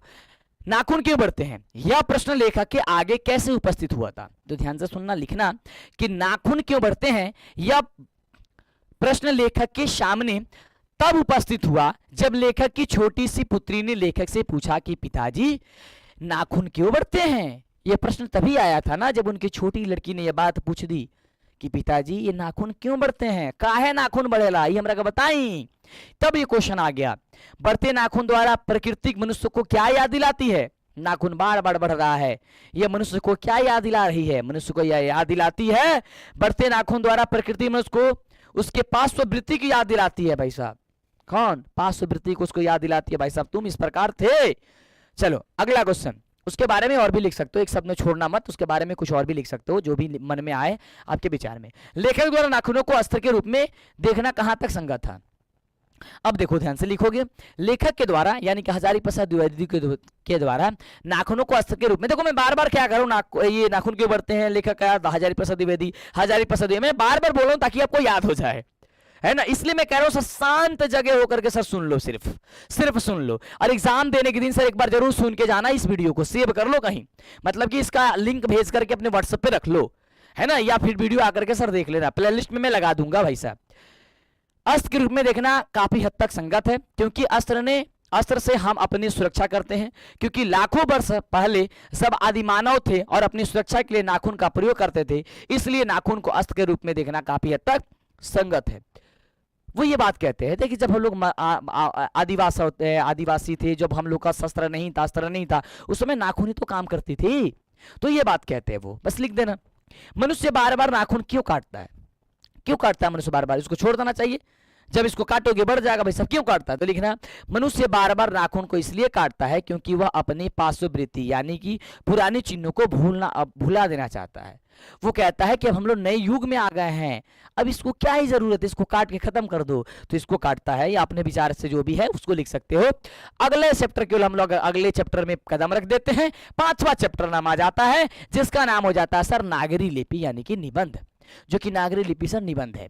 और नागरी लिपि के लेखक के बाद जल्दी बताबा नीचे कमेंट करके, तो कह दिया सर जी गुणाकर मूले, है ना। चलो तो नगर के लोग क्या थे, नगर के लोग, नगर में लोग रहते हैं गुण वाले होते हैं, कि गुणाकर मूले हो गया। चलो इस पाठ के लेखक गुणाकर मूले का जन्म 1935 ईस्वी में हुआ था। आपके एग्जाम में पूछ दे कि गुणाकर मूले किसके लेखक है, तो कह देना सर नागरी लिपि की। आपके एग्जाम में गुरुदेव पूछ दे कि इनका जन्म कब हुआ था, 1935 में हुआ था, महाराष्ट्र के अमरावती में हुआ था। ये भी पूछे कहां हुआ था, महाराष्ट्र के अमरावती में हुआ था। उन्होंने 2500 से अधिक लेख और 30 पुस्तक का प्रकाशन किया। इनका निधन 2009 में हो गया था। ये भाई साहब आप जो है सारी बातें लिख सकते हो, ये फिलहाल ही इनको मृत्यु हुई है ना, ये बात ध्यान रखना। चलो आगे बढ़ते हैं अगले क्वेश्चन की ओर। अगला क्वेश्चन जो कह रहा है कि उनकी प्रमुख रचनाएं कौन कौन से है। तो उनकी जो प्रमुख रचनाएं हैं वो अक्षरों की कहानी, इतिहास और संस्कृति, प्राचीन भारत के महान वैज्ञानिक, आधुनिक भारत के महान वैज्ञानिक, मेंडलीफ महान वैज्ञानिक, सूर्यमंडल, सूर्य, नक्षत्र, लोग इत्यादि जो है इनकी रचनाएं हैं। सिर्फ इसको याद करना है। दक्षिण भारत में नागरी लिपि को नंदी नागरी कहते हैं। क्वेश्चन आता है आपके एग्जाम में कि दक्षिणी भारत में नागरी लिपि को क्या कहते हैं, तो नंदी नागरी, नंदी लिपि कहते हैं, याद करके रखना है। ओके आगे, विजयनगर के शासकों का लेख नंदी नागरी में ही मिलता है। क्वेश्चन आपके एग्जाम में आएगा कि विजयनगर के लेखों का से कहां मिलता है, तो नंदी नागरी में मिलता है। अकबर ने अपने समय में के सिक्के में राम सीता का चित्र बनवाकर राम सिया लिखवाया था। ये क्वेश्चन आएगा कि अकबर ने अपने समय में सिक्के पर क्या लिखवाया था, तो राम सीता का नाम चित्र बनवा करके राम सिया लिखवाया था। उत्तर भारत की लिपि को देवनागरी लिपि कहते हैं। क्वेश्चन आएगा कि उत्तर भारत की लिपि को क्या कहते हैं, देवनागरी लिपि कहते हैं। 8वीं 9वीं सदी में देवनागरी लिपि प्रादेशिक लिपि बनी थी। कब, कौन सी, कब, तो देवनागरी लिपि 8वीं 9वीं सदी में। कौन, तो देवनागरी लिपि जो प्रादेशिक लिपि बनी थी, याद करके रखना। नागरी लिपि के आरंभिक लेख विंध्य पर्वत के नीचे ढक्कन प्रदेश से मिलता है। आपके एग्जाम में आएगा तो ये सारी बातें सर बता देना, सिर्फ रट लो, याद कर लो। अलोरा में अनुपम कैलाश मंदिर को काटकर बनाया गया था, जो कि किसको काट के बनाया गया था, कि अनुपम कैलाश में मंदिर को काट करके मंदिर को बनाया गया था। जैन गणितज्ञ महाविचार्य ने गणित सार संग्रह की रचना की थी। और कर्नाटक प्रदेश का स्वर्ण गोला स्थान जैन धर्म का एक प्रमुख तीर्थ स्थान भी है। अगर पूछ देता आपके एग्जाम में कि जैन धर्म का एक प्रमुख स्थान कौन है, तो आप फटाफट से भाई साहब ये टिक मार देना, ऑप्शन रहेगा, और बिना सोचे समझे सर आ जाकर के बेहतर कर सकते हो। गुरुदेव इस चैप्टर से क्वेश्चन आते हैं आपके एग्जाम में। क्या क्वेश्चन बनेंगे भाई साहब, आइए समझते हैं। क्वेश्चन बनता है कि देवनागरी लिपि के अक्षरों में स्थिरता क्यों आ गई। सर ये लिख लो, क्वेश्चन आउट करते हैं, ये क्वेश्चन सर एग्जाम में छपेगा। क्या होगा सर, सर ये क्वेश्चन आपके एग्जाम में छपेगा, और जैसे ही छपेगा क्या लिखोगे आप, लिखना है करीब 2 सदी वर्ष पहले इस लिपि के टाइप बने और इसमें कुछ पुस्तकें छपने लगी, इसके कारण इसके अक्षरों में स्थिरता आ गई। बस सीधी सी बात है भाई साहब, हो गया, क्या दिक्कत है। आगे लिखना अगला क्वेश्चन कि देवनागरी लिपि में कौन कौन सी भाषाएं लिखी जाती है, तो बाबू लिखना देवनागरी लिपि में हिंदी, संस्कृत, मराठी, नेपाली इत्यादि भाषाएं लिखी जाती है। अगला क्वेश्चन, लेखक ने किन भारतीय लिपियों में देवनागरी का संबंध बताया, तो आप लिखना गुरुदेव कि लेखक ने बंगाली लिपि, नंदी लिपि, नागरी लिपि, ब्राह्मणी लिपि इत्यादि का संबंध जो है देवनागरी लिपि में देवनागरी लिपि से बताया था। हो गया, आपके एग्जाम में सर क्वेश्चन आएगा, आप लिख देना। अगला, नागरी लिपि के आरंभिक लेख कहां प्राप्त हुए और उनके विवरण दे, तो कहना कि नागरी लिपि के आरंभिक लेख हमें विंध्य पर्वत के नीचे ढक्कन के प्रदेश से मिलता है। अगला क्वेश्चन है कि नागरी लिपि को देवनागरी क्यों कहते हैं, लेखक इस संबंध में क्या बताते हैं। बाबू आप लिखना कि नागरी लिपि को देवनागरी लिपि कहने के पीछे लेखक के अनुसार कई कारण है। कुछ विद्वान का मत है कि इस लिपि का प्रयोग सबसे पहले गुजरात के नागर ब्राह्मणों ने किया, इसलिए इसे देवनागरी लिपि कहते हैं। दूसरा, काशी के पंडितों का मत है कि काशी देवों की भूमि है और सबसे पहले लिपि का प्रयोग काशी में ही हुआ, इसलिए इसका नाम जो है देवनागरी लिपि है। इसी प्रकार कई मत जो है इसमें देखने को मिलते हैं। आपके एग्जाम में आएगा गुरुदेव, आपको फटाफट से सर लिख देनी है। तो साथियों अब हम लोग बढ़ गए अगले वाली चैप्टर में, जिसका नाम है बहादुर। और बहादुर जो था वो कहाँ का रहने वाला था, नेपाल का रहने वाला था। बहादुर चैप्टर का सर लेखक कौन है मुझे बता दो कमेंट करके। गुरुदेव फटाफट से जल्दी से नीचे कमेंट करो, मैंने बताई है गुरुदेव, मैंने बताई है अभी। चलो, इस पाठ के लेखक अमरकांत का जन्म जो है वो जुलाई 1925 में उत्तर प्रदेश के नागर बलिया में हुआ था। कहां भाई रहे, तो नागर के बलिया में हुआ था उत्तर प्रदेश में, जो कि 1925 ईस्वी के जुलाई में हुआ था। डन। इनके लेखक का नाम क्या सर, अमरकांत दिया। आएगा तो एग्जाम में कहीं से आएगा, टिक मार देना। अखिल भारतीय कहानी प्रतियोगिता में उनकी कहानी डिप्टी कलेक्टरी को पुरस्कृत मिला था, इनके पुरस्कार मिला था डिप्टी कलेक्टरी का। ठीक है, आपकी मतलब कि इनकी जो है प्रमुख रचनाएं कौन सी है, मतलब आपकी मतलब इनकी रचनाएं जिंदगी और जोक, देश के लोग, मौत का नगर, मित्र मिलन और कुहासा इत्यादि, ये इनके क्या थे गुरुदेव, ये इनके रचनाएं थी। आगे सर उपन्यास की बात करते हैं, इन्होंने उपन्यास भी रचनाएं की। सुखापति, आकाश पक्षी, काले उजले दिन, ग्राम सेविका, बीच की दीवार आदि, बानर सेना एक बाल उपन्यास भी लिखी उन्होंने। अगर आपके एग्जाम में आता है कि अमरकांत जी है वो कौन से बाल उपन्यास लिखी है, तो लिखना कि एक उन्होंने वानर सेना बाल उपन्यास उन्होंने लिखी थी। अगला, बहादुर ने भैंस को बहुत ही पीटा था और बहादुर का नाम दिल बहादुर था। आपके एग्जाम में आएगा कि बहादुर क्यों भगा था, तो बहादुर की माँ ने बहादुर को पीटी थी क्योंकि वो भैंस को मार दिया था भाई साहब, है ना। उसका नाम क्या था, पूरा नाम उसका पहले दिल बहादुर था। उसकी लेखक की पत्नी ने उसकी दिल नाम शब्दों हटा दी, इसलिए सिर्फ नाम उसका पड़ गया बहादुर। जिसकी कल्पना कर माँ ने बहादुर को दुगना पीटा था। बहादुर से 2 रुपए लेकर भाग गया था। बहादुर के पिता युद्ध में मारे गए थे। बहादुर कितने रुपए लेकर के घर से भागा था, कहना सर 2 रुपए। बहादुर के पिता कहां मारे गए थे, तो युद्ध में मारे गए थे। आपके एग्जाम में आएगा सर लिख देना। बहादुर की उम्र जो है वो 12 से 13 वर्ष थी, ये आएगा तो लिखना। मुंह चपटा, रंग गोरा, हाफ पैंट, हाफ शर्ट, गले में स्काउट की रुमाल और एक फटा हुआ जूता पहना हुआ था।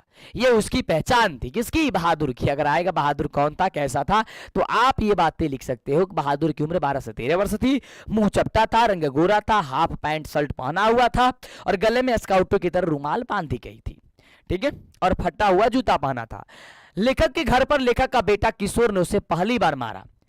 मार खाकर वह चुपचाप कोने में बैठ गया और रोटी न बनाने पर निर्मला, यानी कि उसकी पत्नी थी, किसकी, लेखक की पत्नी निर्मला थी, उसने मारा। रिश्तेदारों ने बहादुर पे 11 रुपए का चोरी का इल्जाम लगा दिया। बहादुर से सिलपट्टा टूटने पर वह लेखक का छोड़कर भाग गया। मतलब कि कहने का मतलब है कि इतनी सारी काम जो है बहादुर के साथ किया गया, दुर्व्यवहार किया गया।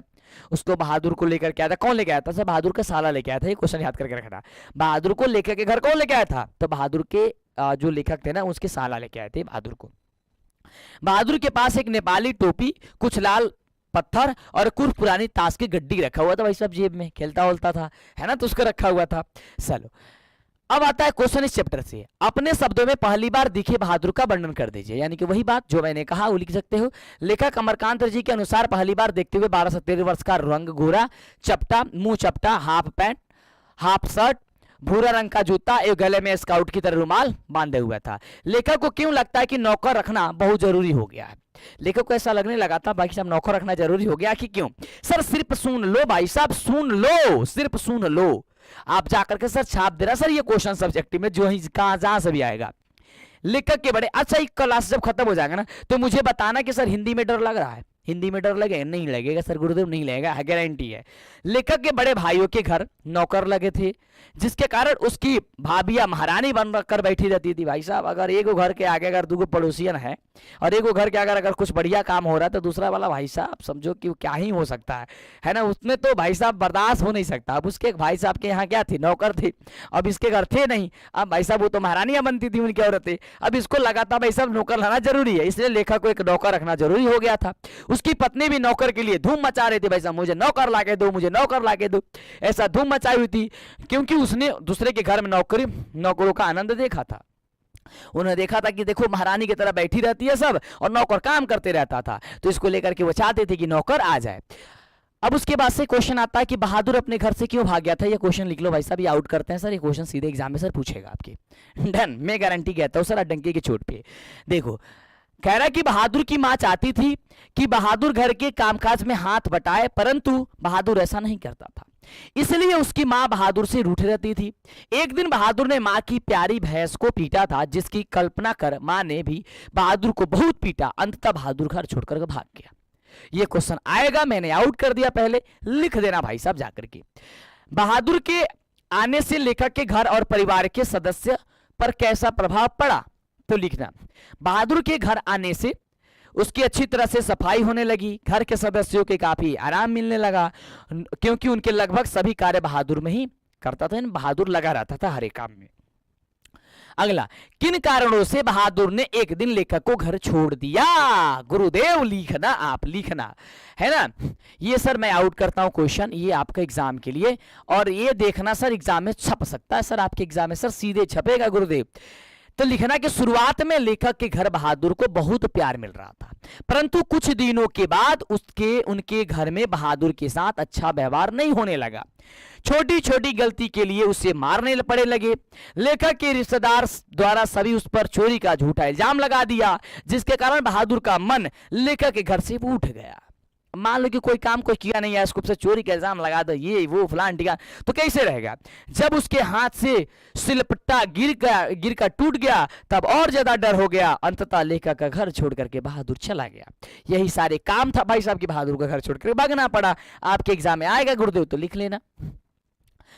कह रहे कि घर आए रिश्तेदारों ने कैसा प्रपंच रचा और उसका क्या परिणाम निकला। भाई साहब सुनना, लेखक के घर आए रिश्तेदारों ने 11 रुपए को खो जाने का प्रपंच रच दिया कि हमने आया, मेरे 11 रुपए खो गई है, यह उन्होंने षड्यंत्र रच दिया। उसका परिणाम यह निकला कि बहादुर को काफी कठिनाइयां सहनी पड़ी, उसमें चोरी का इल्जाम लगा दिया गया। उसी ने बहादुर पर काफी उदास होने लगा और लेखक के घर वाले भी बात बात पर उसे डांटने लगे और मारने लगे, जिसके कारण तंग होकर के बहादुर जो घर छोड़ करके भाग गया। अगला सर, ये क्वेश्चन मैं आउट करता हूं आपके एग्जाम के लिए। सर इसे रट जरूर लेना, सीधे एग्जाम में सर छपेगा, मैं इसे आउट करता हूं क्वेश्चन। लाओ ये सीधे सर एग्जाम में सर 15 फरवरी के देखने को मिलेंगे आपके एग्जाम में सर। लिखना, बहादुर जो है, बहादुर कहानी का सबसे प्रमुख पात्र है। इस पाठ के लेखक अमरकांत हैं। बहादुर जिनका घर बिहार नेपाल के बॉर्डर पर था, एक दिन मां के हाथ से मार खा करके बहादुर गोरखपुर भाग गया। गोरखपुर पता कहाँ, हम लोग का यहाँ है, मेरे से यहाँ से 100 किलोमीटर दूर है ना। गोरखपुर भागा था। लेखक ने बहादुर को अपने घर का नौकर बना लिया। बहादुर जो है 12 से 13 वर्ष का एक हंसमुख लड़का था। शुरुआत में वह लेखक के यहाँ परिवार के एक सदस्य के जैसा, परंतु कुछ दिनों के बाद से उसे छोटी मोटी गलती करने पर भी गाली और मार मिलने लगी। बहादुर पर झूठे चोरी के आरोप भी लगी, जिसके कारण वो लेखक के यहाँ काफी उदास रहने लगा और एक दिन लेखक का घर छोड़ करके बहादुर जो है चला गया। ये घटना है सर हुई, आपके एग्जाम में आएगा सर, लिख लेना। बढ़ते हैं सर अगले चैप्टर की ओर, अगले कदम की ओर हम लोग आप ये अगला कदम रखते हैं, परंपरा का गुरुदेव मूल्यांकन, जो कि एक निबंध है। ठीक है, एक निबंध है। बताओ फटाफट से, तब तक पानी पी ले। चलो गुरुदेव फटाफट से लिखना। चलो सर, गुरुदेव शब्द कहते हैं तो तुम लोग परेशान मत होना कि सर हम लोग को गुरु कह रहे हैं। गुरु नहीं, गुरुदेव का मतलब हो गया भाई साहब आप मेरे प्रिय हो। मैं प्रिय शब्द को ऐसे अच्छे तरीके से मैं संबोधित कर रहा हूँ, एक अच्छा सा, ताकि आपको सारा कुछ अच्छा लगे और अच्छे से हम लोग मौज में करें, है ना। चलो आगे बाबू देखो, इस पाठ के लेखक रामविलास शर्मा का जन्म 10 अक्टूबर 1912 को उत्तर प्रदेश के उन्नाव जिले में हुआ था। आपके एग्जाम में सर क्वेश्चन आएगा, अगर मैं आउट कर दूं तो ये फटाफट से सर लिख लेना। ठीक है, उस आपको निराला की साहित्य साधना पुस्तक पर साहित्य अकादमी पुरस्कार मिला। उनका निधन 30 मई 2000 ईस्वी को हो गई थी, है ना, ये याद कर रखना। आपकी प्रमुख रचनाएं, मतलब उनकी प्रमुख रचनाएं क्या क्या थी?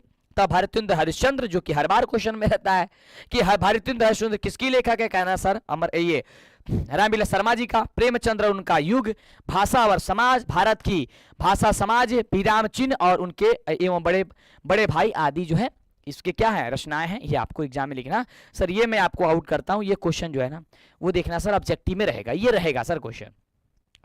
परंपरा का ज्ञान किनके लिए सबसे ज्यादा आवश्यक है और गुरुदेव क्यों है?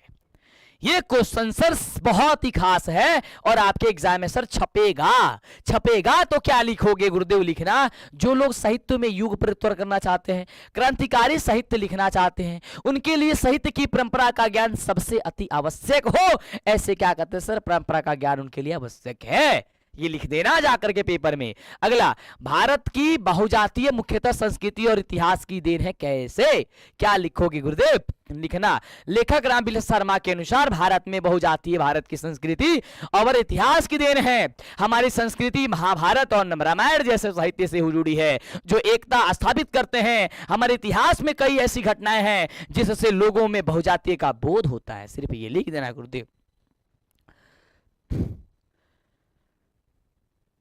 है ना। और ये क्वेश्चन में, इसी भी क्वेश्चन को सर मैं लिख देता हूं सर आपको इंपोर्टेंट, और इस चैप्टर से मैं बता दूं यही 2 प्रश्न आपके जो है वो आपके एग्जाम में सर पूछे जाएंगे, और यहां पे नोट भी किया गया कि इस अध्याय से यही 2 प्रश्न आपके एग्जाम में पूछे जाते हैं। और ये मैं सर आउट कर रहा हूं सर क्वेश्चन, सीधे सर एग्जाम में रहेगा। कोई क्वेश्चन याद करो चाहे मत याद करो, गुरुदेव ये क्वेश्चन जरूर याद कर लेना बाबू, ये याद कर लेना जरूर। आप प्रथम पाली में एग्जाम दे रहे हो या द्वितीय पाली में, है ना, हो सकता है ये प्रथम पाली में पूछ दे तो ये द्वितीय पाली में पूछ सकता है, ये प्रथम पाली में पूछे तो ये द्वितीय पाली में क्वेश्चन आपका आ जाएगा, तो याद कर लेना।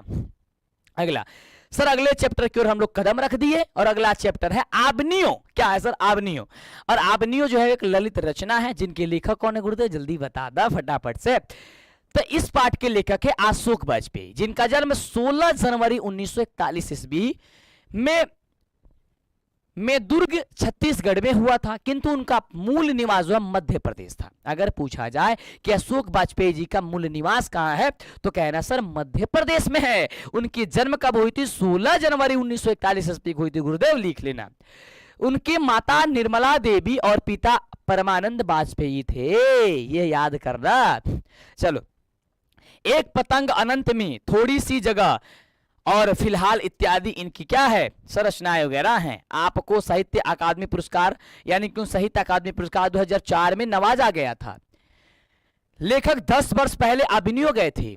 ये क्वेश्चन आपके एग्जाम में आएगा सर।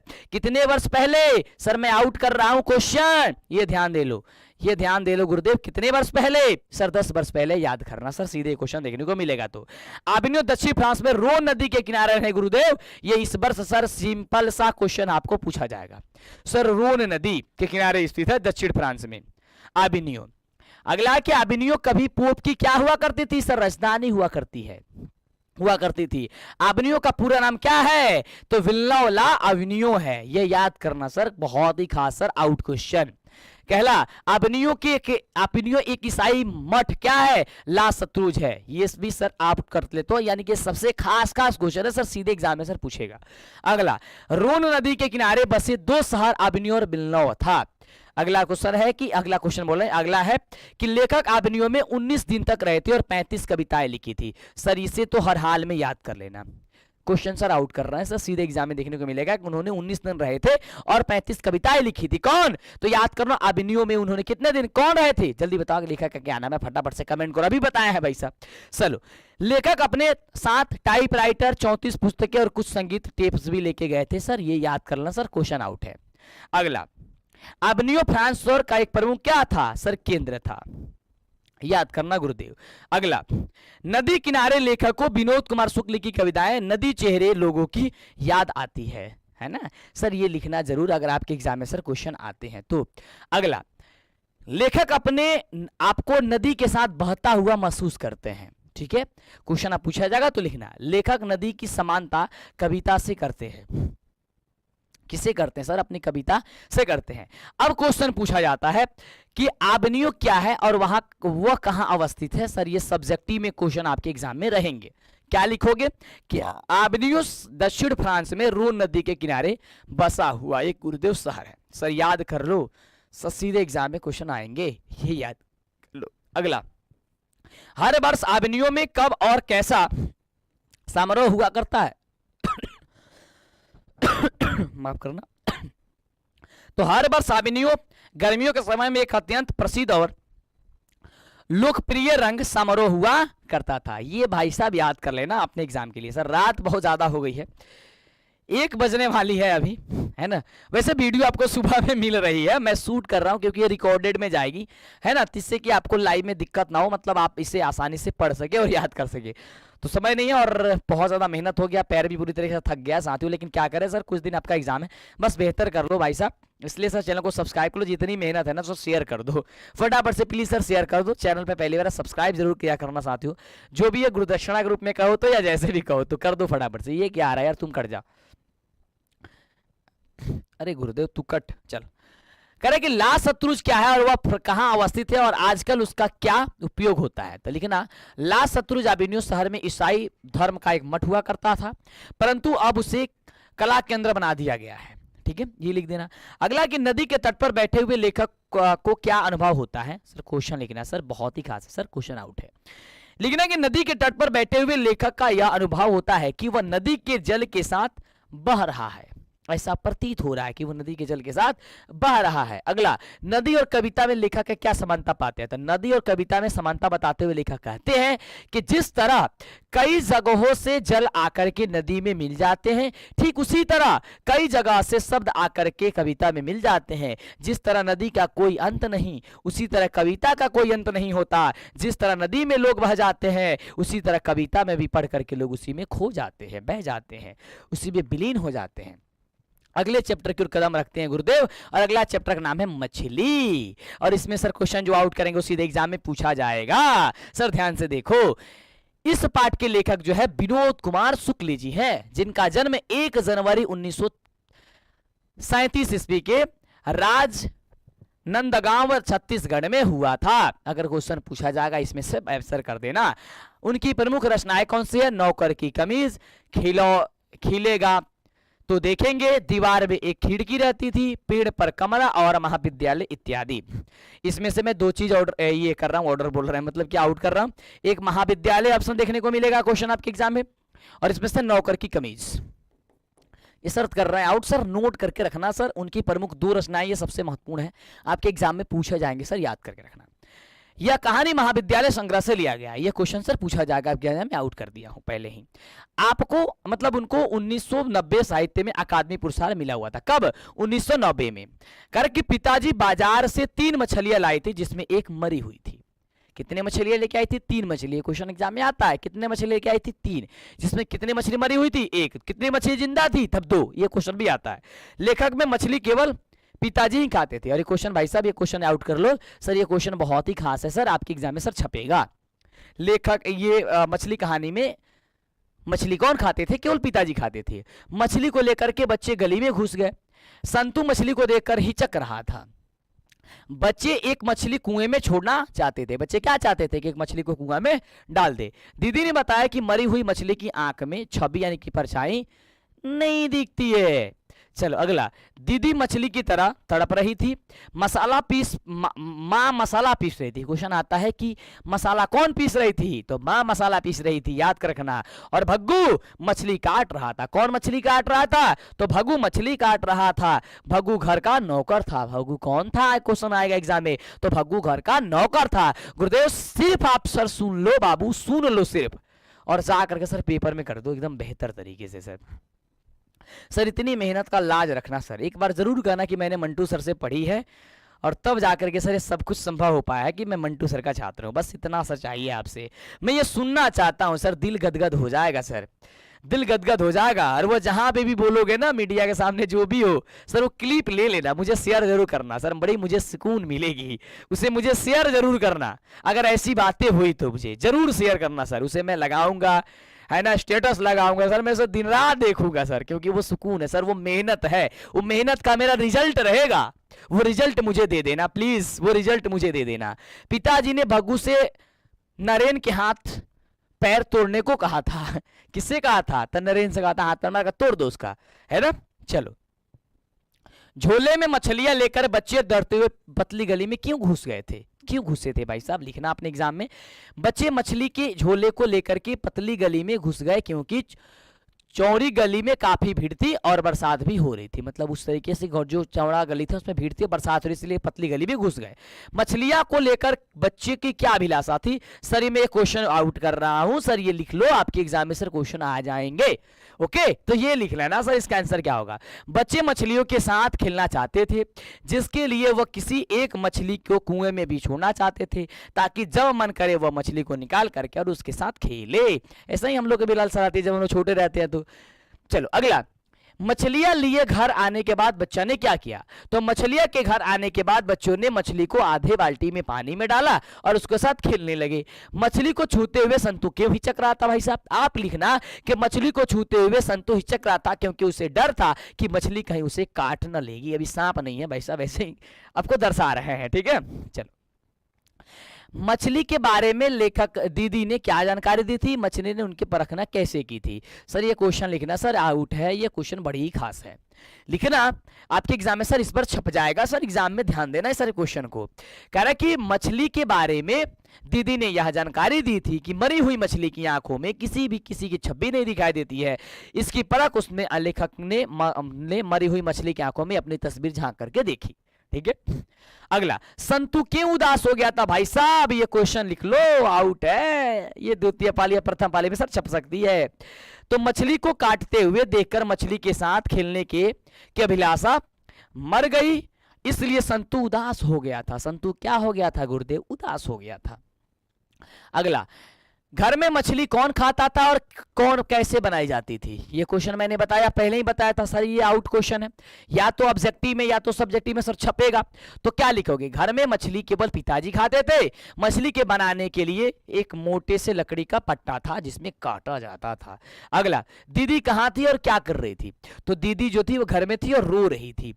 अरे अरे कहता हुआ भग्गू किसके पीछे भाग गया और क्यों? तो लिखना, अरे अरे कहते हुए भग्गू संतू के पीछे मछली लेने के लिए भागा। अगला, मछली और दीदी में क्या समानता दिखाई पड़ती थी? स्पष्ट कर दीजिए गुरुदेव। तो लिखना कि लेखक के अनुसार मछली और दीदी में यह समानता दिखाई पड़ी कि मछली जल से बाहर तड़प रही थी और दीदी घर के अंदर तड़प रही थी। ये उन्होंने समानता देखा था। सर अगले चैप्टर की ओर बढ़ते हैं और अगला चैप्टर में सर कदम रखते हैं और अगला चैप्टर का नाम है सर जी क्या चीज बताओ? नौबत खाने में इबादत, जिसके लिखा गया यतीन्द्र मिश्र। लिखना, इस पाठ के लेखक यतीन्द्र मिश्र है, जिनका जन्म जो है 1977 में उत्तर प्रदेश के अयोध्या में हुआ था। वही अयोध्या भगवान प्रभु श्री राम की धरती है ना। करे यतीन्द्र मिश्र को राजीव गांधी राष्ट्रीय एकता पुरस्कार, राजा पुरस्कार, हेमंत स्मृति कविता पुरस्कार, ऋतुराज सम्मान मिला था गुरुदेव। ये याद करके रखना। नौबत खाने का अर्थ होता है प्रवेश द्वार में बजने वाली मंगल ध्वनि। इबादत का अर्थ होता है सर उपासना। ये क्वेश्चन आपके एग्जाम में आ जाएगा। इबादत का क्या अर्थ होता है? काशी संस्कृत का केंद्र कहा जाता है। काशी क्या कहा है? संस्कृत का केंद्र कहा जाता है। बिस्मिल्लाह खां शहनाई बजाते थे, वह शहनाई के पर्याय भी माने जाते थे, कहलाते थे। बिस्मिल्लाह खां को भारत रत्न पुरस्कार से नवाजा गया था। किससे नवाजा गया था भाई साहब? बिस्मिल्लाह खां को भारत रत्न पुरस्कार से नवाजा गया था। ये बात सर याद करके रखना। अगला, बिस्मिल्लाह खां का जन्म डुमराव यानी कि बिहार में हुआ था। यह याद कर रखना, आपके एग्जाम में क्वेश्चन आएगा। तो काशी में गंगा, बाबा विश्वनाथ, बालाजी का मंदिर था। बिस्मिल्लाह खां मन्नत मांगते थे कि मेरा सुर ठीक रहे। इस पाठ में मुहर्रम त्योहार का जिक्र हुआ है। बिस्मिल्लाह खां वाले चैप्टर में किसका जिक्र हुआ है? मुहर्रम त्योहार का। बिस्मिल्लाह खां सुशीर वाद्य यंत्र बजाते थे। कौन से वाद्य? सुशीर वाद्य यंत्र बजाते थे। शहनाई नरकट यानी एक प्रकार का घास से बनाया जाता है। ये याद कर रखना सर, नरकट क्या।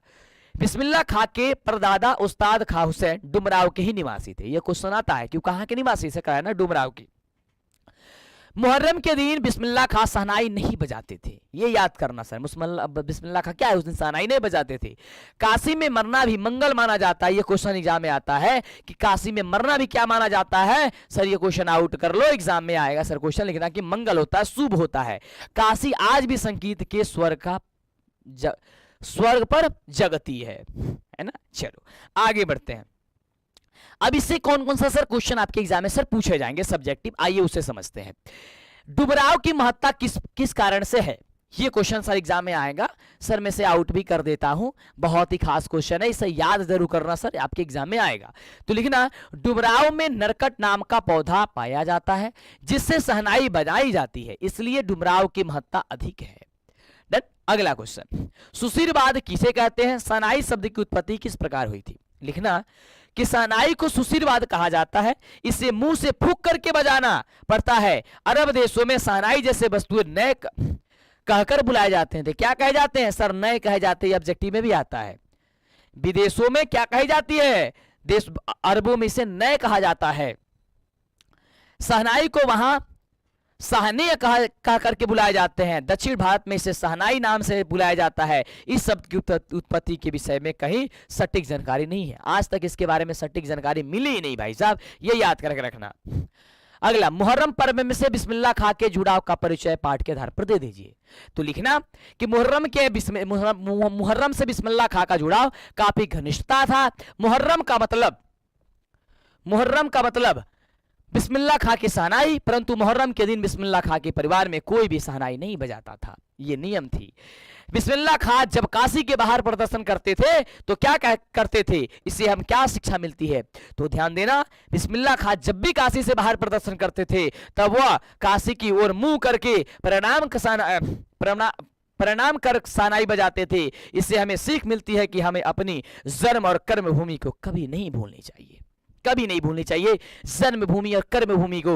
और आपका यह गद्य खंड का लास्टवा चैप्टर आता है भाई साहब, अंतिम चैप्टर आता है सर शिक्षा और संस्कृति, और इस चैप्टर से सर क्वेश्चन आएगा तो क्या लिखोगे मैं बता रहा हूं सर, आउट करूंगा क्वेश्चन जो कि एग्जाम में देखने को मिलेगा।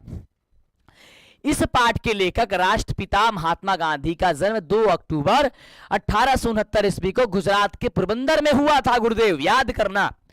गांधी जी का उपनाम राष्ट्रपिता बापूजी, गांधी जी के माता का नाम पुतलीबाई और पिता का नाम मोहनदास करमचंद गांधी था। ये गांधी जी के बारे में आप सभी जानते हो।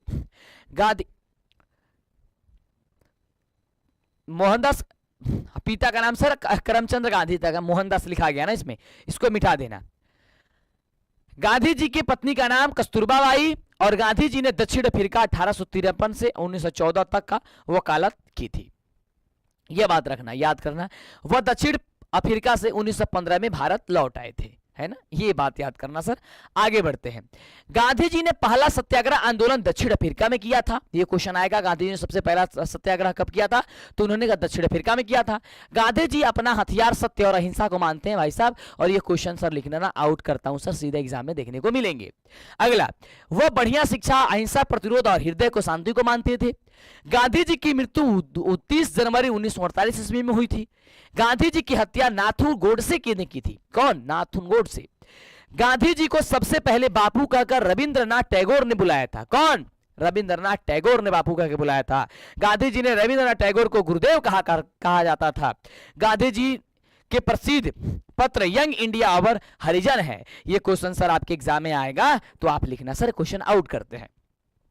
गांधी जी के राजनीतिक गुरु गोपाल कृष्ण गोखले थे। बताओ भाई साहब जल्दी से, है ना, तो याद करके रखना, ये याद कर लोगे, यस सर। अगला, 1915 में गांधी जी ने साबरमती आश्रम की स्थापना की थी। कितने में? 1915 ईस्वी में साबरमती आश्रम का। सर अब आता है क्वेश्चन आपके सब्जेक्टिव, और सबसे पहला क्वेश्चन कि गांधी जी बढ़िया शिक्षा किसे मानते हैं। सर इस बार के लिए क्वेश्चन सबसे ज्यादा इंपॉर्टेंट है, मैं क्वेश्चन आउट कर दिया सर। ये क्वेश्चन आपको 15 फरवरी को देखने को मिल जाएंगे, ये ध्यान रखना, है ना, इसे रट लेना।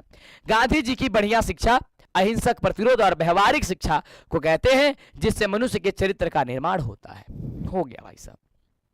इसके बारे में कुछ और जानते हो तो लिख सकते हो। अगला है कि इंद्रियों का बुद्धिपूर्वक उपयोग सीखना क्यों जरूरी है। आप लिखना गुरुदेव, मस्तिष्क के विकास के लिए इंद्रियों को बुद्धिपूर्वक उपयोग करना आवश्यक है। ऐसा करने से मनुष्य अपने जीवन में समय से क्या है, विकास कर पाता है। अगला, शिक्षा का अभिप्राय गांधी जी क्या मानते हैं। सर ये क्वेश्चन मैं आउट कर रहा हूं, सबसे बढ़िया खास क्वेश्चन है, आपको इसी वर्ष क्वेश्चन देखने को सर मिल जाएगा, तो ध्यान रखना सर। इसका आंसर क्या होगा?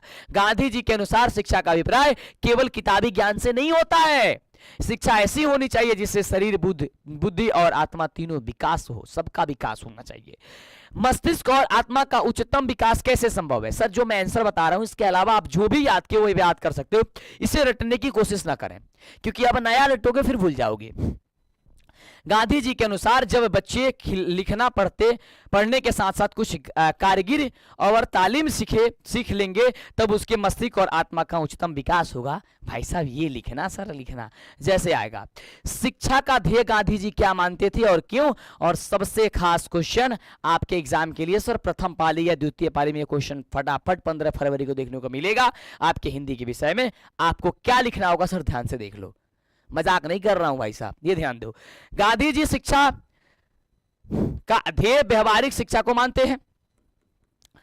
चरित्र निर्माण के साथ साथ उनमें साहस, बल, सदाचार इत्यादि लक्षण हो, क्योंकि गांधी जी के अनुसार यही वास्तविक शिक्षा है और इसी से एक अच्छे मनुष्य का निर्माण हो पाता है। ठीक है, तो इस प्रकार से साथियों हम लोगों ने पूरे गद्य खंड की सब कुछ पढ़ लिया, और इससे बाहर मैं डंकी की चोट पे कह सकता हूं भाई साहब, किताब से क्वेश्चन आएंगे तो नहीं पूछे जाएंगे, बशर्ते आपको हर एक लाइन को अच्छे से याद करना होगा, देखना होगा। अब आइए बताते हैं सर इसका पीडीएफ वगैरह कहां मिल जाएंगी। आप सर्च करिए टेलीग्राम पे जाकर के डीएलएस एजुकेशन 10th विद्याकुल या DLS education Mantu sir search करना, माफ करना, सर्च करना DLS education Mantu sir search करो, चैनल पे ज्वाइन हो जाओ किसी टेलीग्राम ग्रुप में, या फिर आप व्हाट्सएप ग्रुप का लिंक सर नीचे डिस्क्रिप्शन में दिया है, जल्दी से व्हाट्सएप को फॉलो कर लो, और नहीं तो गूगल पे जाओ, सर्च करो डीएलएस एजुकेशन मंटू सर या डीएलएस एजुकेशन, जो भी गूगल पे सर्च करो, मेरा वेबसाइट आएगा, वहां पे ढूंढोगे तो ये सारी तमाम ऐसी क्वेश्चंस आपको मिल जाएगी, और इसका आंसर की जैसे ही रिजल्ट आएगा, ये रिजल्ट बोल रहा है, आंसर समाप्त, क्वेश्चन समाप्त होगा, मतलब एग्जाम समाप्त होगा, आपका आंसर शीट मिल जाएगी। कैसा लगा क्लास मुझे जरूर बताना, मुझे कमेंट जरूर करना भाई साहब, और शेयर जरूर कर देना इसे प्लीज, और इसे पढ़ और याद जरूर कर लेना। मिलते हैं साथियों अगले वाली क्लास में। लव यू साथियों। शाम 6 बजे क्लास जो मैंने आपको बताई उसको भूलना नहीं है।